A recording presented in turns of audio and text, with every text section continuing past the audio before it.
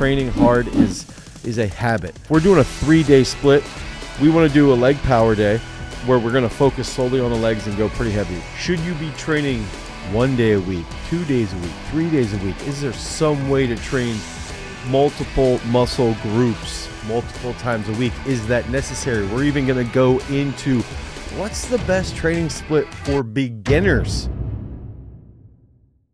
There's a ton of different research-based evidence that shows us, should we be doing a bro split, which would be, buys, let's say buys and tries 1 day, chest 1 day, back 1 day, lats 1 day, maybe quads 1 day, and hamstrings the next day? Or should we be doing, let's do all upper body for 1 day, let's do all legs for another day, let's do maybe total body for another day? And I think that if we can just clarify all of that stuff up front, and then even think about what are we using? Well, inside the app, you can see if you're on peak strength, you're going to be able to see, we basically, do you like Radiohead, Dane? Do you like Radiohead? Yes, Radiohead was probably like my 5th concert ever. I saw Stephen Malkmus open up for Radiohead. This is back like 2001, 2000. I think it was right after Paranoid Android. Sorry, guys. Or no. After National Anthem was big. Sorry. That was a good question.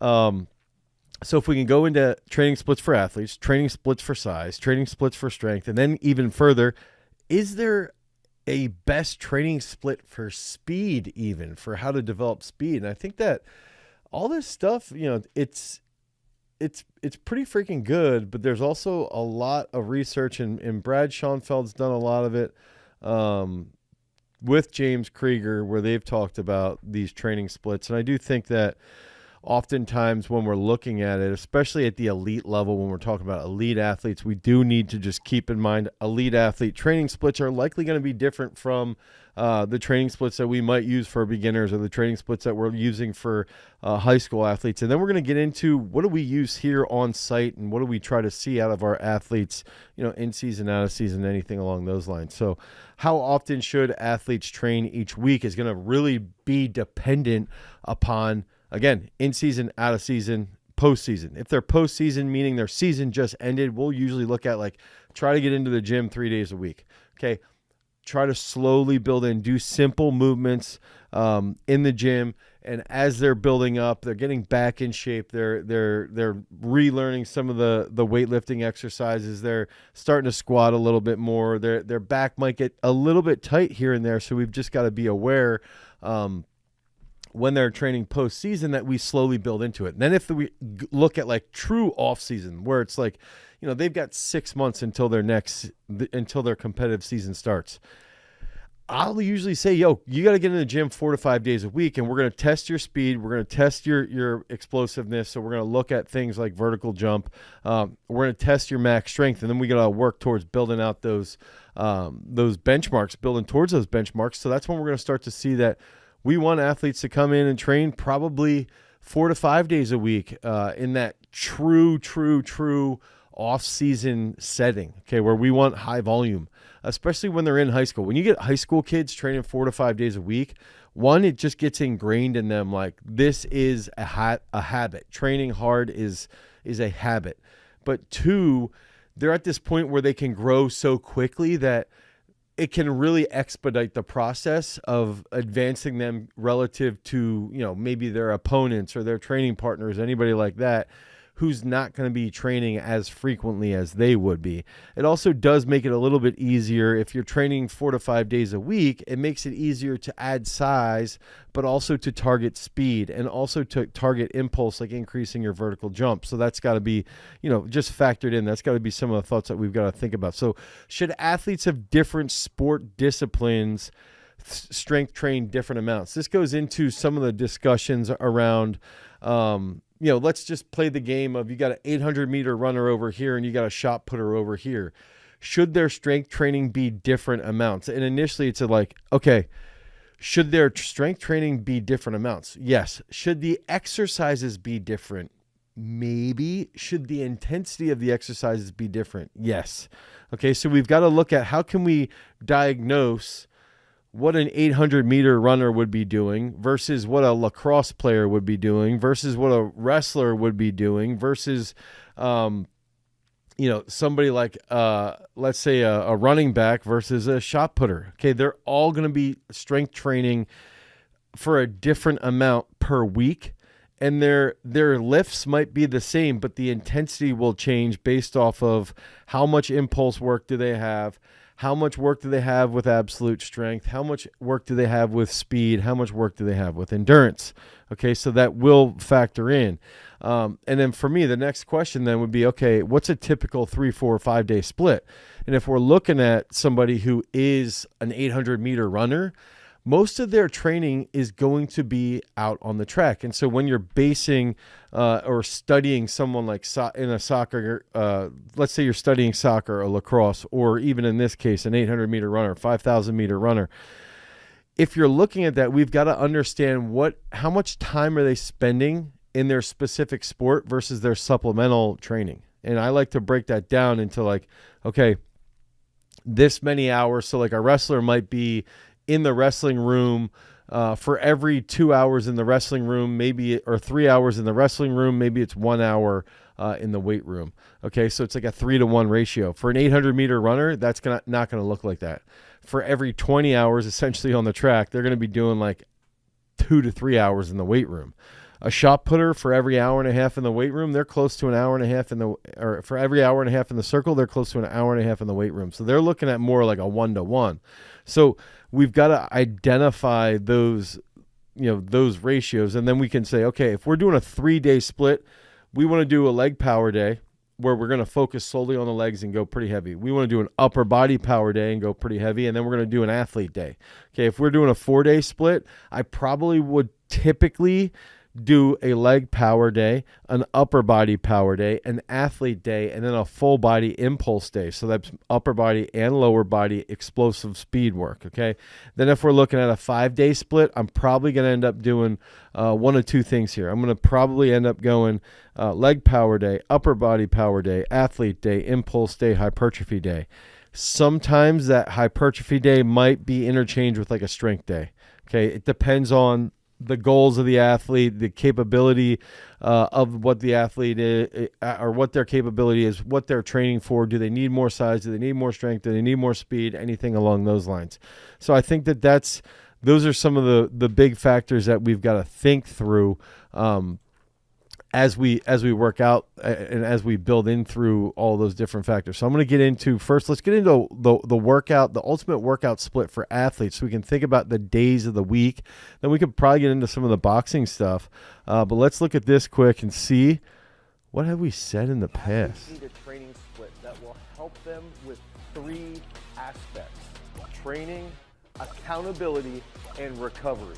And we're going to break down the ultimate training split that's going to have the best transfer to your specific sport. And we're going to start right now. For the greatest transfer of training, athletes can't be wasteful. At the bare minimum, athletes need to train 3 days a week. And that could look like a lower body day, an upper body day, Ooh, I just said and then this. an athlete day that encompasses Look at that nice some type of plyometric So lower series. body day is going to improve that global power output. It's going to encompass some type of back squat, single leg squat. And it's going to transfer really well to other movements. It's going to make you more powerful. And it's going to help with impulse as well. It's one of the key factors behind becoming a better athlete.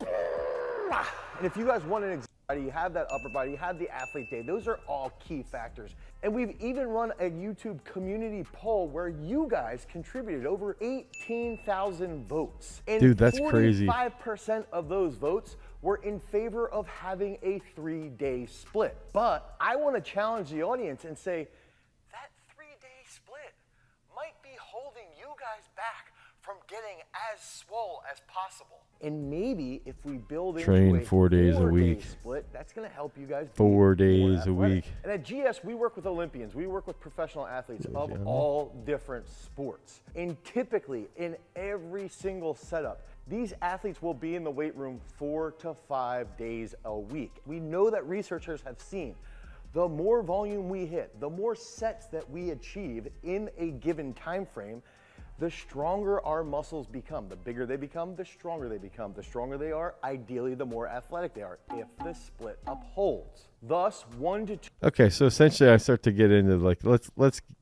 really start to think about 4 days a week. Now, we're going to start right.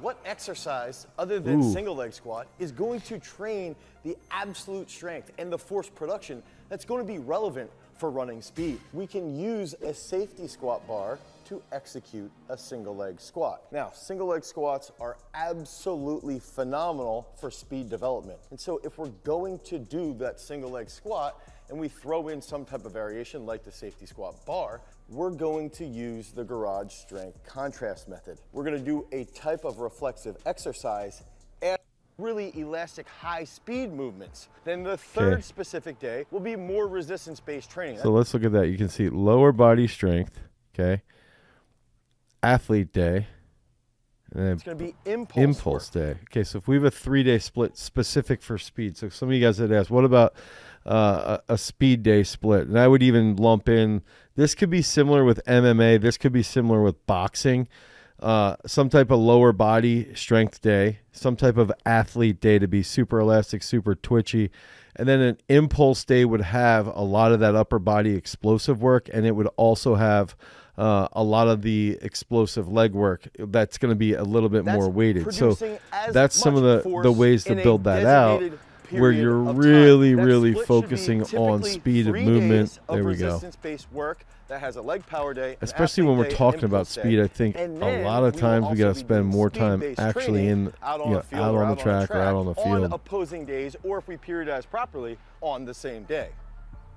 So one of the big factors that we want to focus on as far as resistance-based training is concerned is we want to hammer force production. In running, there's a very high degree of peak forces. So we want to find movement patterns that also have peak force is one of the 3 major measurables in impulse coordination exercises, and we're going to demonstrate 2 specific movements that you can use to increase your overall running speed. Now, these exercises will be done. So these are more of the actual exercises. Day, so day 1. You see that lower body strength day 3, day. The impulse day. If we're only doing a 3. Yeah, I think a decathlete training split I would look at would still be about 3 days a week. I'm looking at that. Actually demonstrate the first for wrestling, exercise. I'd say 4 days a week in the off season. On that leg power 3 days a week in season, 2 days as you're trying to peak. Struggles, let's say, coming out of the blocks, or they struggle with that starting speed, they struggle with acceleration. Typically, we can alleviate those problems by focusing on more power. So this is you guys want me to do either soccer or football? Soccer or football? We should do another poll quick where we go into, should it be soccer or football for an actual training split that I'll lay out here in like the next 15 to 20 minutes. Should we do soccer? Should we do football? Comment in the comment section and I'll build that out right in front of your eyes. Good. Get another one. We'll pick this up. Okay, let's see if... And if we can load those weights a little bit heavier to a point, remember, someone like Noah Lyles, who's one of the fastest people on the planet, can power clean over 300 pounds. And he only weighs about 180 pounds, so think through that lens. He also has tremendous absolute strength. That helps him with his start, that helps him with his acceleration. And that's gonna take us from, if we're on that leg power day, that's gonna be where we use something like the safety squat bar, single leg squat. Now, if we're on impulse day, and we want to lengthen, and we want to focus on that trunk control, set this up where we focus on... We got a lot of exercises there. I want to get into some of these research papers because then I'm going to come back after the research papers. And the research papers will help us really diagnose this stuff further. So if we get over here and check out, okay, how many times per week should a muscle be trained to maximize muscular hypertrophy? Okay, and now... I'd actually mentioned there Brad Schoenfeld, James Krieger. There we go. Okay, so if we were looking at this, training frequency is considered an important variable in the hypertrophic response to regimented resistance exercise. So how many times a week are we going to be training? It's an important variable to get growth, to get muscular growth. So the purpose of this paper was to conduct a systematic review, a meta-analysis of different experimental studies okay, to investigate the effects of weekly training frequency. Okay, weekly training frequency. So following a systematic search, they ended up having 25 studies that were able to meet their inclusion criteria. Results showed no significant difference between higher and lower frequency on volume equated basis. So we've just got to be aware of this. Volume equated. Okay. It doesn't mean that we should do 1 day a week versus 3 days a week and not equate the volume. It means the total number of sets is equal. Okay. So if we did 30 sets on 1 day a week versus 30 sets on 3 days, a week, we're really only going to end up doing 10 sets each workout. On that 1 day, if we train, we're doing 30 total sets. Okay. So it's volume equated. So we've just got to be aware of that. Moreover, no significant differences were seen between frequencies of training across all categories when taking into account measurements of growth and those considered resistance trained and when segmented into training for the upper body and lower body. Okay, so non-volume equated studies, so they were non-volume equated, showed a significant effect favoring higher frequencies. So if you can get more volumes if you can get more volume done in 4 days a week versus 2 days a week, it's going to be more beneficial to train 4 days a week. Okay. It's going to be favorable. Although the overall difference in magnitude of effect between frequencies of 1 and 3+ days was modest. In conclusion, there's strong evidence that resistance training frequency does not significantly or meaningfully impact muscle hypertrophy when volume is equated. We need to remember that. Thus, for a given training volume, individuals can choose a weekly frequency per muscular group or per muscle group based on personal preference. So like if your chest is weak and small and you need to get 10 sets in every week, you can do it in 1 day or you could do it in 3 days. It doesn't really matter. There's no real difference there. Okay, so that's like the big lesson is that there's not much of a difference. Now, the next one here, this is going to be from 16, Schoenfeld, James Krieger again. I actually had somebody else up that I wanted to start looking into. Here he goes. This guy.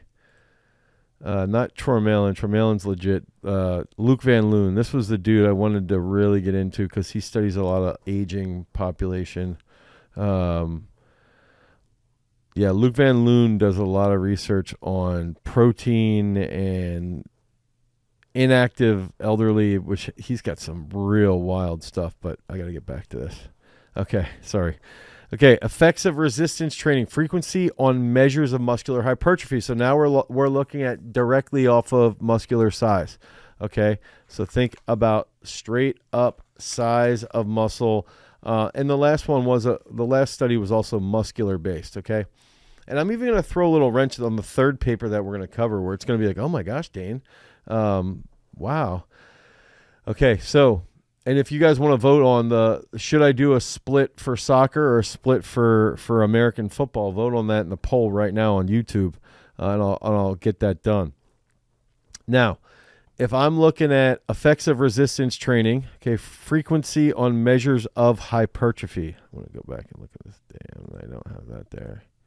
That's my notes. Okay. Ooh, do I have it here? Nope. That's a whole nother paper. Okay, here we go. A number of resistance training program variables can be manipulated to maximize muscular hypertrophy. One variable is resistance training frequency. So how often should you be lifting? Okay, a lot of people are asking about this. Frequency can refer to the number of resistance training sessions performed in a given period of time, as well as to the number of times a specific muscle group is trained. So they conducted a systematic review and meta-analysis. Studies were deemed eligible for inclusion if they met. Trial published in the English language, directly compared different weekly resistance training frequencies. They go through that. So analysis using binary frequency as a predictor variable revealed a significant impact of training frequency on hypertrophy, with higher frequency being associated with a greater effect size than lower frequency. So the more you train, the bigger your muscles get. Statistical analysis of studies investigating training frequency when groups are matched for frequency of training per muscular group could not be carried out. Reliable estimates could not be generated. When comparing studies that investigated training muscular groups between 1 to 3 days per week on a volume equated basis, the current body of evidence indicates that frequencies of training twice a week promote superior hypertrophic outcomes to once a week. It can therefore be inferred that the major muscle group should be trained at least twice a week to maximize muscular growth. And this goes into, like if you're thinking about leg power day, leg impulse, okay, leg power day, athlete day, upper body power day, hypertrophy day. We're looking at 2 days a week per muscle group to maximize muscle growth. Whether training a muscle group 3 times per week is superior to twice per week remains a little bit more undetermined, okay? It's not like as clear, right? And I got one more study here before we go in and check on this vote, this 5-minute vote. Please do for fast bowling cricket, please. So if we're going to, I would say when we do this cricket, what manual are you reading? I'm just reading some of these papers here off of PubMed. Okay, so if I'm looking at this, and Kenny Koala asks actually a good question. What's the difference between Muay Thai versus wrestling? Wrestling, I would be a little bit more maximum strength. I would more absolute strength, same about the same amount of endurance. But wrestlers are going to have a little bit more of an opponent of the load from the opponent than they would if they're in Muay Thai. Okay, so here's the one I wanted to throw in. This is one that just came out. If you notice this up here, March 14th, 2024. So brand new resistance training study. And this is really totally on untrained individuals, untrained men. And so some people will forget that if we have someone who's more advanced versus someone who's not as advanced, like what can beginners do? How can beginners best optimize their schedule so that they stay consistent with their training, so that they can hold themselves accountable and get good results, and then get to this next point? Because oftentimes I think if you have a beginner, you don't need to say, let's train 4 to 5 days a week, because they might not last. They might not be used to that in their schedule. It might not be sustainable. And in this case, this has just came out this past week or 2 weeks ago, March 14th.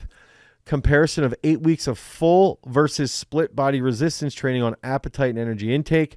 Again, this is for untrained men to investigate the effects of 8 weeks of full versus split body resistance training. They were looking at appetite and energy intake, and this is untrained. They were pair matched based on their initial fat mass and then randomly allocated into one of the 2 treatment groups, full body or split. Okay, and on the split group, they did upper and lower muscle groups, were trained alternating per session. Both groups trained in non-consecutive days, 3 times per week, with total number of sets performed equated. Total number of sets performed were equated. Remember that from the last 2 papers. Energy intake, body comp, and strength performance were evaluated beforehand and then after 8 weeks, as well as self-reported hunger, fullness, and desire to eat that were associated or assessed at fasted and feed states pre and post intervention. So full body, split body resistance training increased fat-free mass, that increased muscle mass, and full body induced greater muscular maximal strength improvement. At fasted state, self-reported hunger increased, and fullness decreased, while in fed state, desire to eat something fatty increased in both groups. Carbohydrate intake decreased in both groups. That's interesting, actually. So full body and split body training increase orexigenic drive. However, total energy intake and fat mass did not change after 8 weeks. And so what we see here is that the full body group actually got a little bit more jacked, just a little bit. Right here, full body induced greater maximal strength improvements. Now, does that mean that we should all be training full body? No, but it means that if we have untrained individuals, they can probably benefit from like 2 to 3 days a week of just full body. And so you can go full body training, let's say 3 to 4 months, and then you can slowly shift that. Okay, once you shift that, then that's going to be a little bit more effective. So one thing before we get into this split for soccer, we got the votes in. We had 52 votes. 51% wanted to see what that split for soccer would look like. And I think that I wanted to share the biggest thing. I'm looking at my drive. Maybe I should turn that drive off before there we go. What's up, guys? Our podcast and our channel are sponsored by our own strength training app, Peak Strength. The entire focus of Peak Strength is to provide you guys with the absolute best sports performance app that you could ever imagine. We build out the programs on the back end. We take in all of these different decisions that we learned here on site at Garage Strength, so that we can then apply it to you so you can improve your training. So if you guys want to improve your overall sports performance, head over to peakstrength.app, the Google Play Store or the Apple iOS Store. Download Peak Strength. You'll get a free week of training, and then you can start getting on those gains, get those reps done so that you can become a champion. Now, let's get back to the video. Peace. Okay, so I'm going to try and set this up on my screen. I think that might be the best way to share this. If we're looking at soccer specifically, is this coming over? Okay, if I'm looking specifically at soccer, right? Let's see. Can I get it out here? I want to see, okay, how much time does it take or how much time can they get into the weight room, right? How much time can they actually do some type of work? And typically, when we're initially looking at it, soccer players will run, let's say, 5 to 7 miles a week, okay? So, or a game, 5 to 7 miles a week. And before I do this, dude, if you guys want deeper, in-depth dives, make sure you check out all of our podcast channels. You go Garage Strength Podcast. If you guys want more in-depth discussions around this, you can listen to them on Apple, on Spotify. You can watch them on YouTube as well. I do think that Earl and I have some really, really good in-depth stuff around this. Okay, so, yeah, Andrew just commented, the more volume phases, people tend to eat quite a bit more, and I do agree with that. Now, I would say here that if we're looking at a sport like soccer, okay, I actually truly believe that most soccer players, because they're running so much, and here I finally found the document that I wanted to use. They're running so much, okay? So they're running 5 to 7 miles. So they've got to have endurance, right? They also have to be doing some type of speed work, okay? So they need to be doing like sled sprints. And even if it's like once a week in season, they do like 3 20-yard sprints. It doesn't need to be a lot. It's like the big in thing right now is like snacks, like sprint snacks, like everybody's, training snacks for 15 minutes. And it does hold true when we're looking at soccer players as well.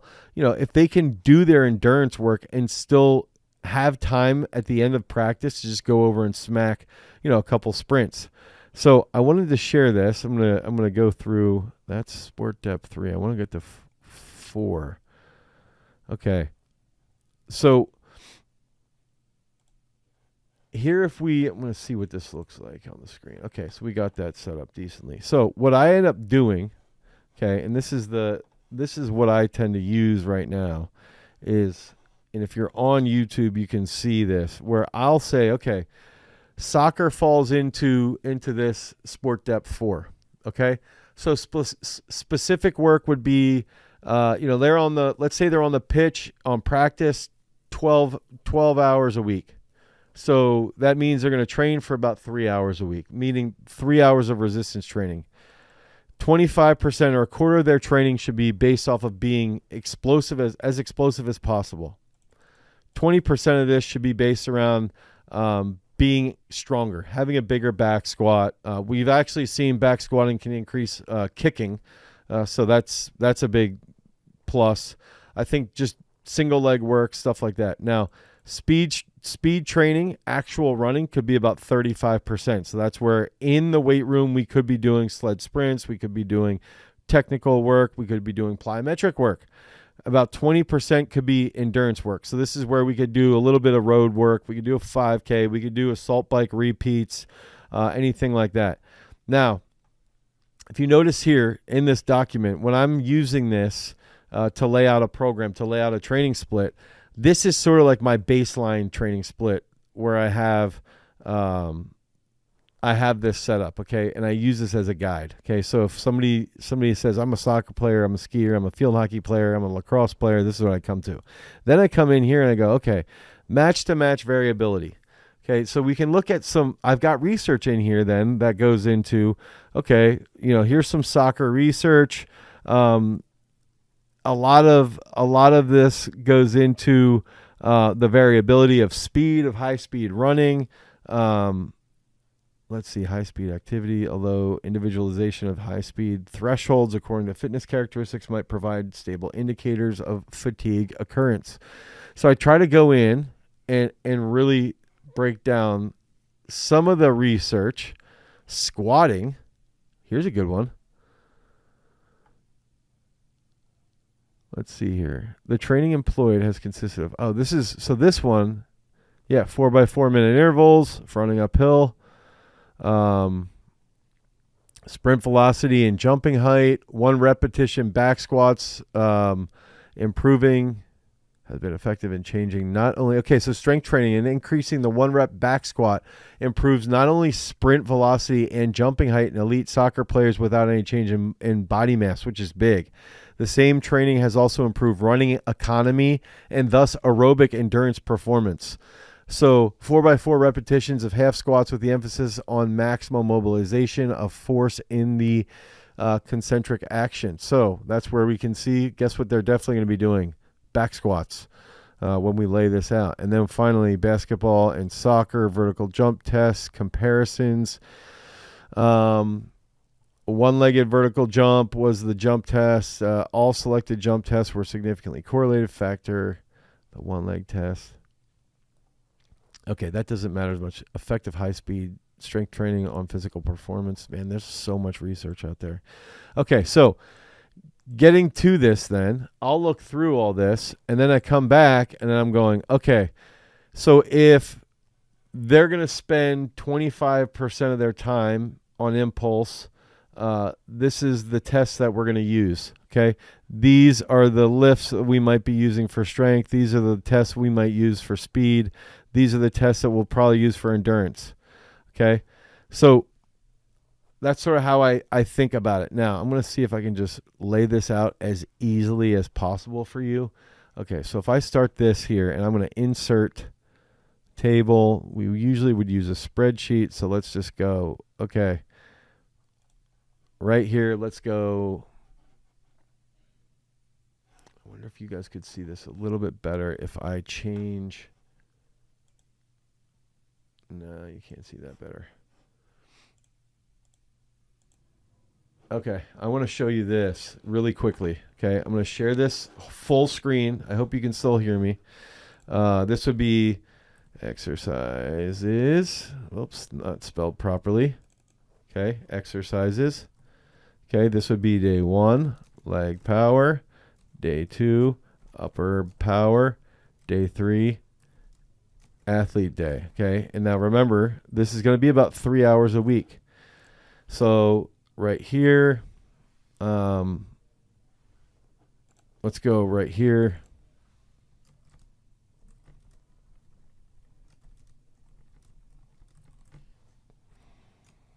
Okay, you saw the back squat stuff. I'm going to pair this with some hip work from a hanging leg raise.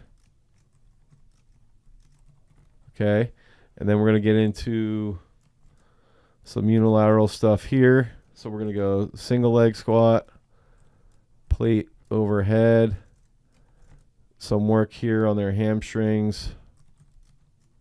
Okay, and then we're going to finish off right here. My favorite, this crushes. Right there would be leg day 1, okay?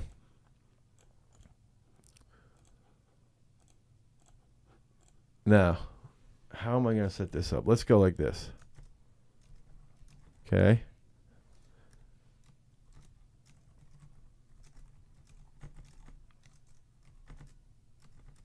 Now, what I like to do here, because I don't need a ton of size. Remember, if we have soccer players getting stronger without increasing their muscle mass, their endurance will stay solid.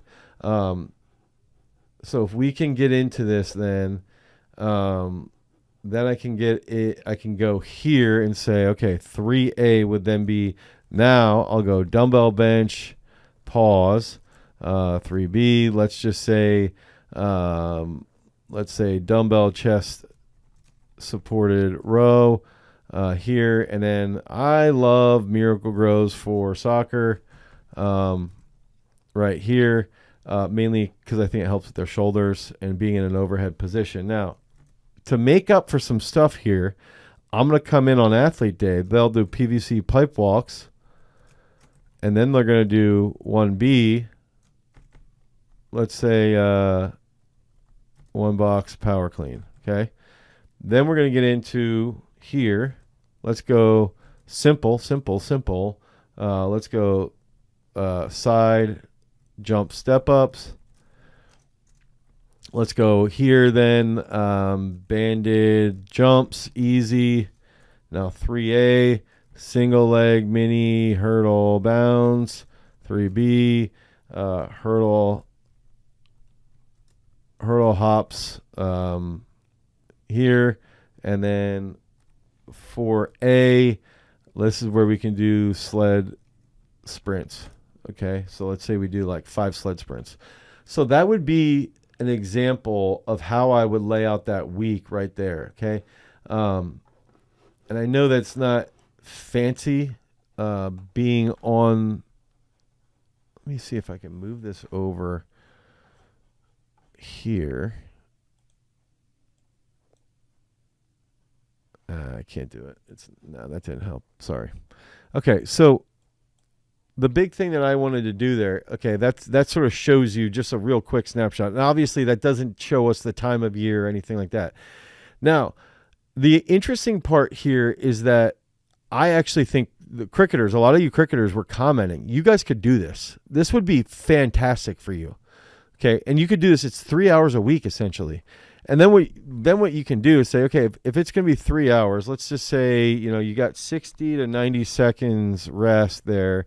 You got for back squat, let's say back squat, you got 90 to 120 seconds rest right there. And then for this pairing, you could say 60 seconds rest, and then 60 seconds rest. And so you can go through, you could get these workouts done in an hour, maybe a little bit more, but that would be the ideal training split for soccer.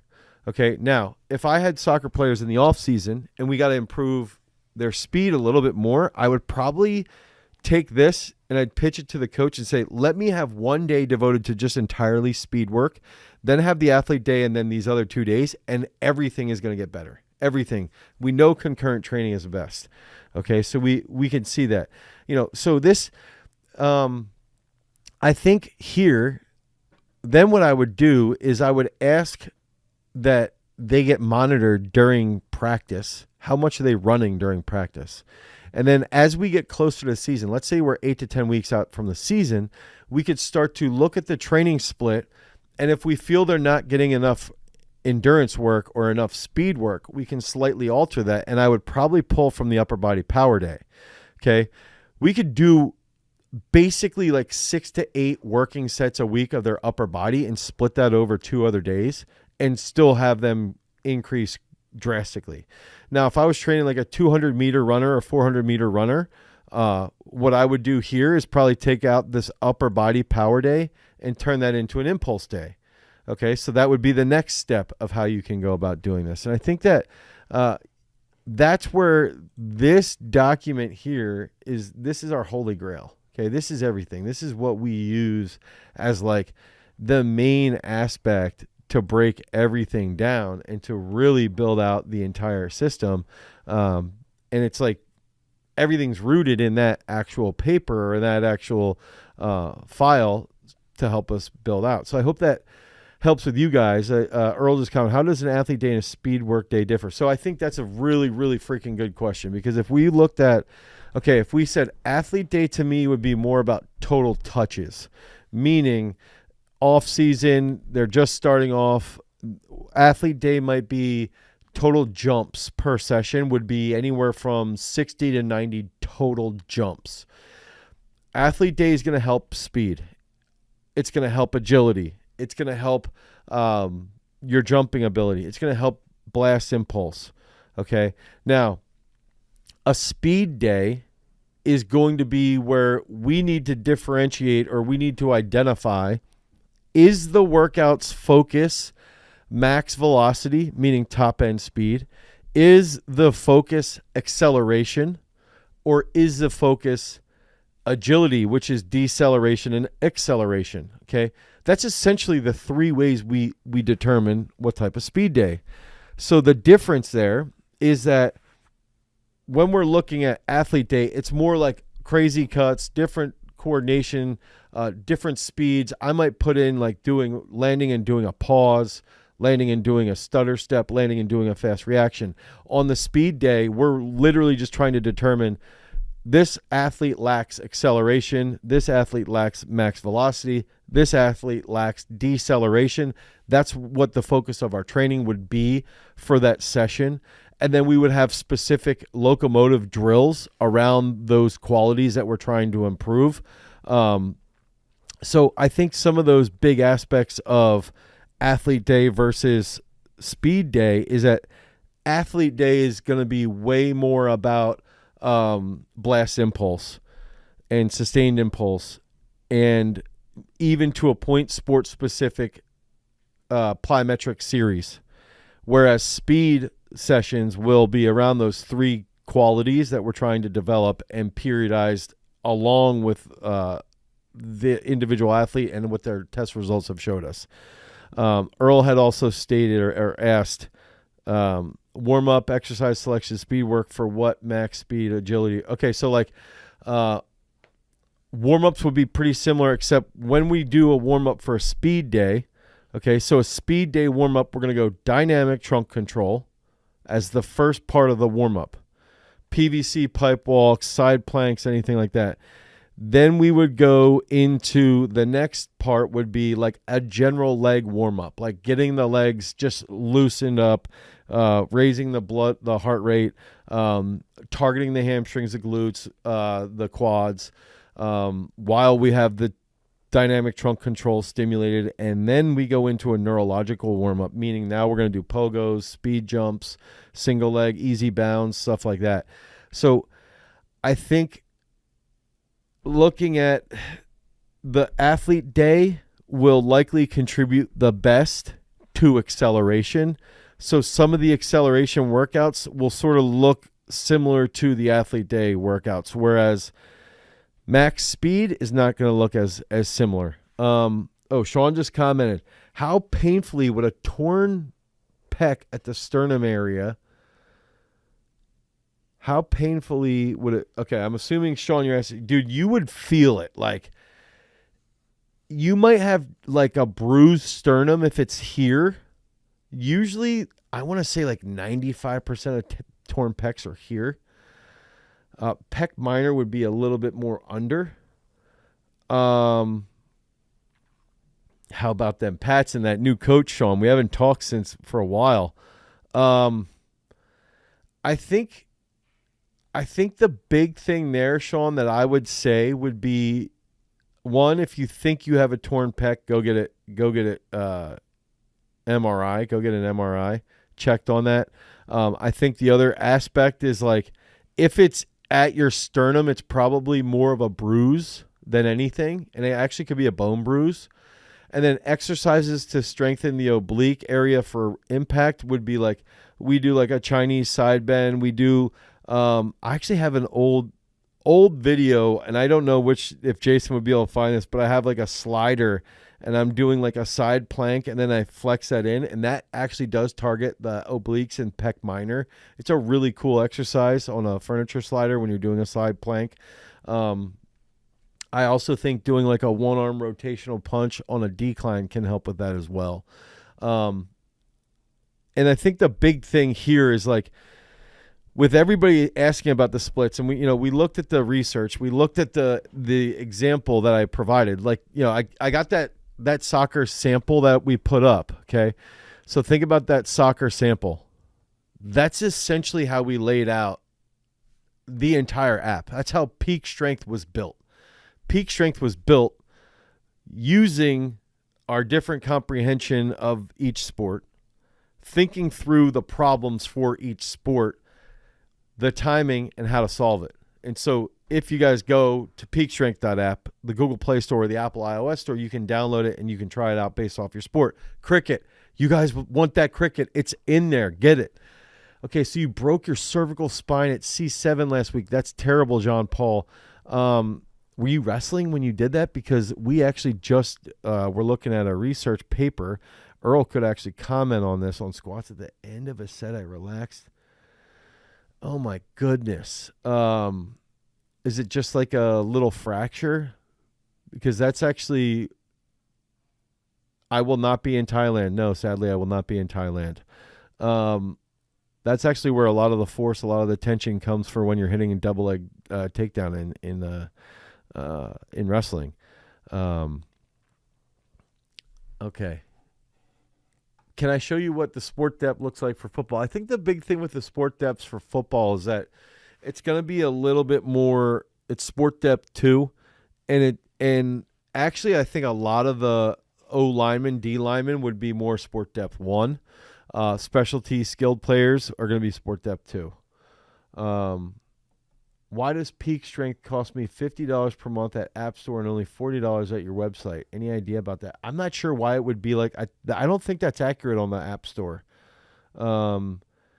We are putting speed workouts in. Speed workouts will be in the app starting in May. $40 at the website is because we give less money to the app stores, but I don't think it's $50 on the app stores. How do I train endurance?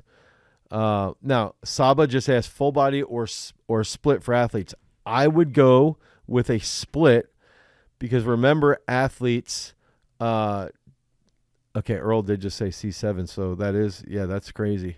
Full body or split. Remember, full body will work best for untrained individuals.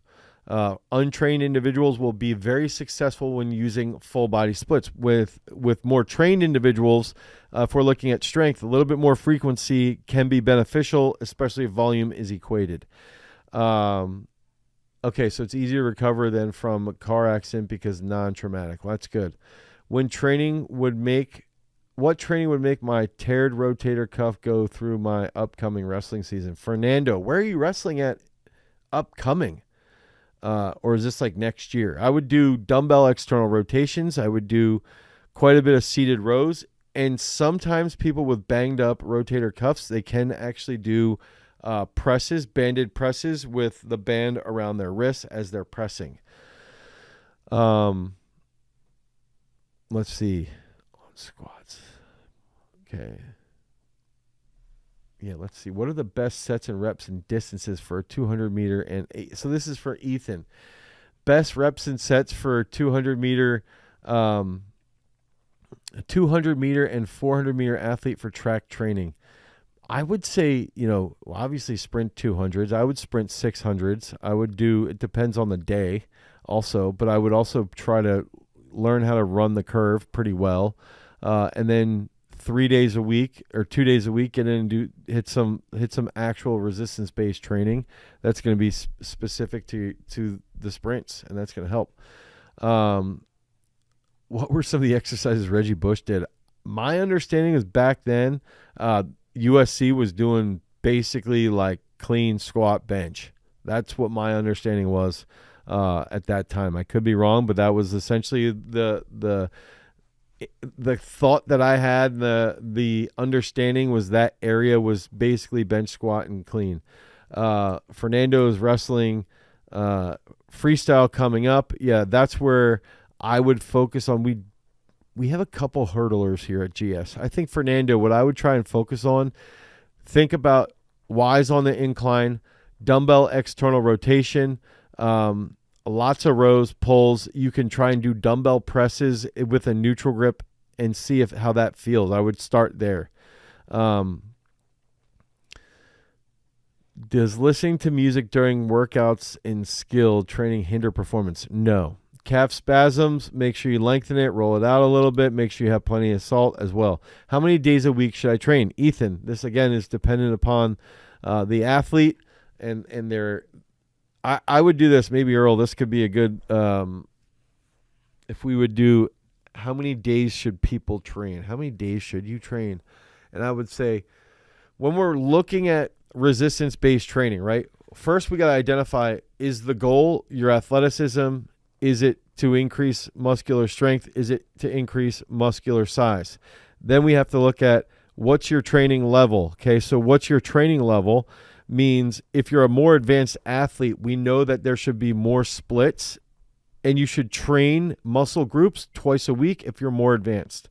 Okay, we should train twice a week specific muscle groups with 10 to 15 sets per week if you're more advanced. If you're not as advanced, 2 to 3 days a week, full body split, 3 to 4 targeted sets, muscle group will be beneficial. For at least 8 weeks, you will see a benefit for full body split. If we're looking at learning technical skills like weightlifting and let's say plyometric work, I would recommend more working sets and more frequency because it is a more complex movement. So we would take increasing that split then to a 5-day split with probably 3 to 4 days solely focused on technical coordination movements and focused on the actual technical aspects of those lifting patterns to then get higher frequency, to then improve those skills, to then lead to greater co-contractions and greater speed of recruitment. So the gamut of how many days a week you should train should go anywhere from 1 if you're in season, 1 day a week, to then 2 if you're a beginner and you need 8 weeks to get your feet under you. You can train a full body split 2 to 3 days a week. If you're more advanced, you can go 3 days a week. Try to make sure that you're hitting 10 to 12 working sets a week. Okay. Sean has sore ribs. He's jumping back into it, then jumping back kick to sternum rib. It was clicking for 4 weeks, no more. Ribs are ribs. Would improving my 10-yard split increase side-to-side ring improvement in the speed, movement in this movement speed? Okay, so Sean is asking for MMA athletes, okay? So this is a freaking great question, and I'm going to do some real quick research here because I know that velocity. So if Sean's asking as a fighter, okay, if fighters can increase their 10-meter or 10-yard sprint, okay, let's say they run a 1.70, okay, and then they want to run a 1.6. If they run a 1.6, will that have carryover to them having more speed in the octagon? That is Sean's question, right? And so there is 100% impact on if you increase max velocity, if you increase the ability to run fast, that will drop down and it will very likely increase your ability to accelerate, which would answer Sean's question with yes, improving that will also help your side-to-side movement. It's not going to be guaranteed, but it will be favorable. Now, this paper that I just pulled up to try and answer Sean's question, what's the effect of short-term sport-specific strength and conditioning training on fitness of well-trained fighters, mixed martial arts athletes, okay? So essentially what they did is they went through, they did a specific training group, and they did regular strength and conditioning program commonly used by MMA athletes before and after the 4-week training period, 3 days per week. Body comp, aerobic fitness, strength, power, speed were evaluated. Significant improvements in estimated VO2 max, which is great. That's a huge indicator for MMA is your VO2 max. Average power during the 2,000-meter row, bench press, back squat, deadlift, squat jump power, counter movement jump height power, and then medicine ball throw velocity, 10-meter sprint. There we go. right here. Okay. And then 2 meter takedown speed. Sean, this is essentially what you were asking, right? Right here. Okay.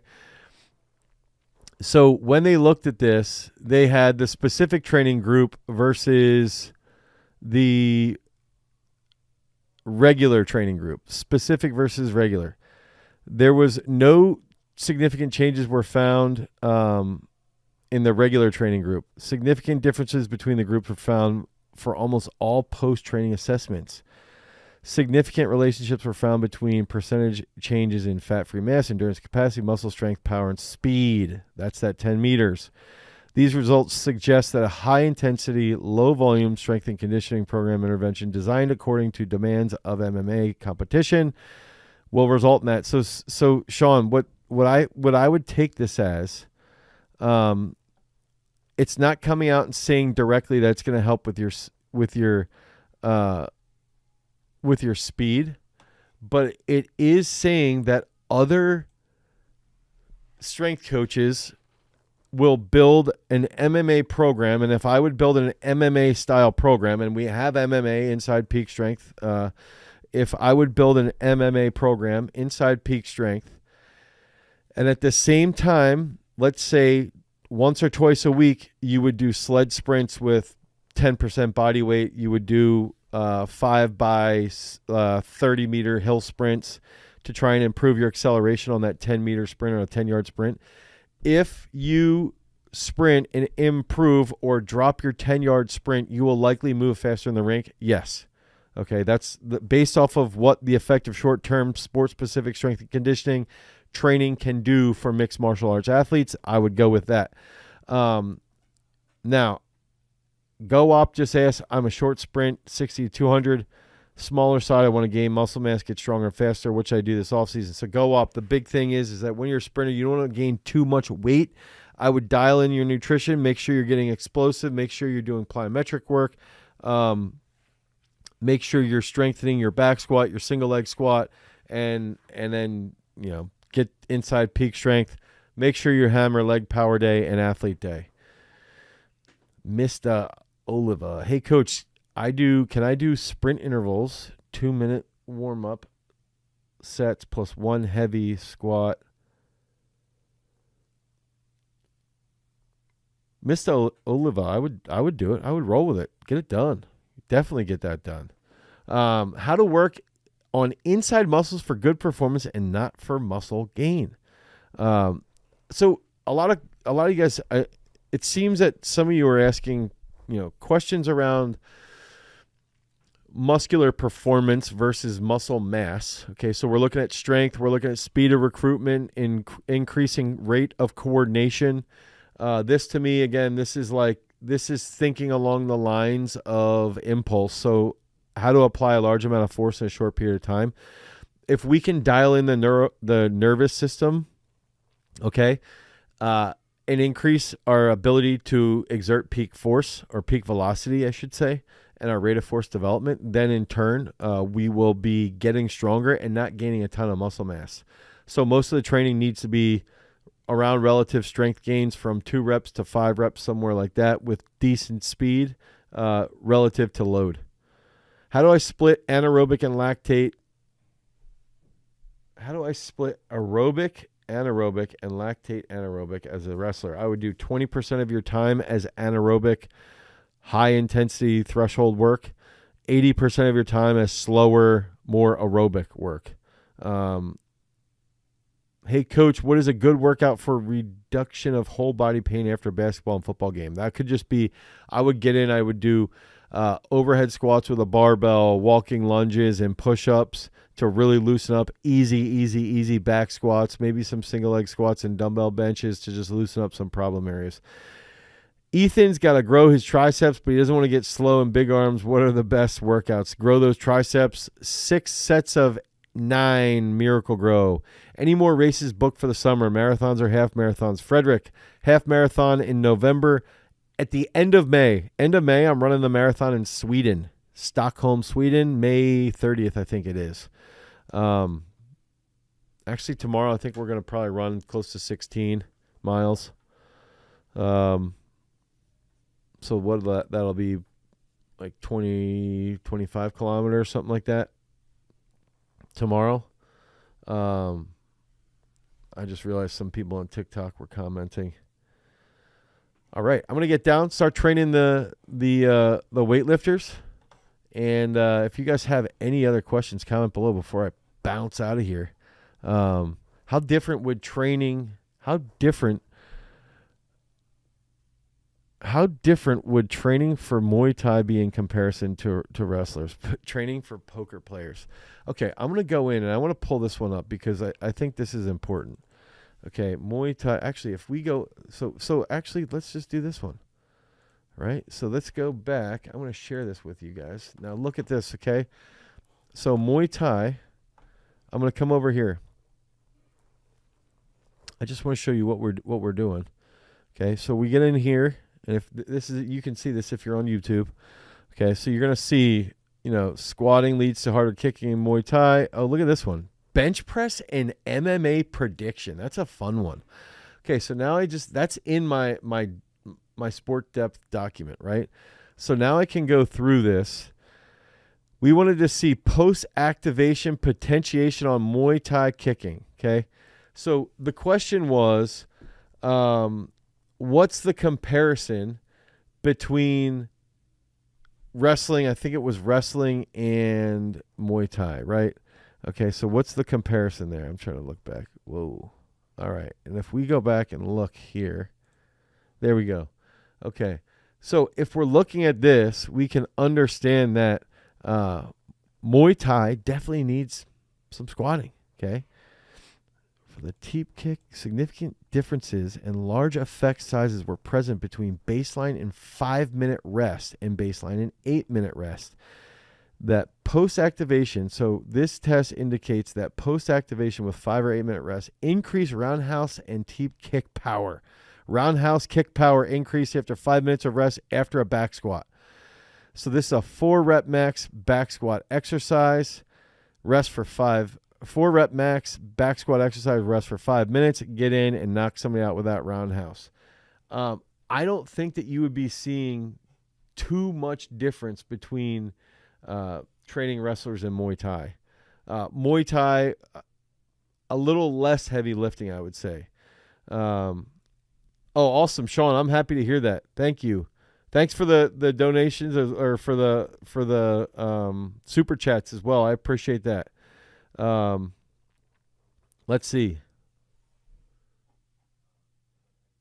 How would you modify a program for an athlete who just got cleared from? I would go easy for the week coming back in. Very easy for the week coming back in. Take that nice and controlled and make sure that you're not getting too lightheaded. If you don't feel lightheaded, then you should be good to roll. All right. Until next time, guys. Thanks for tuning in. Thanks for those comments.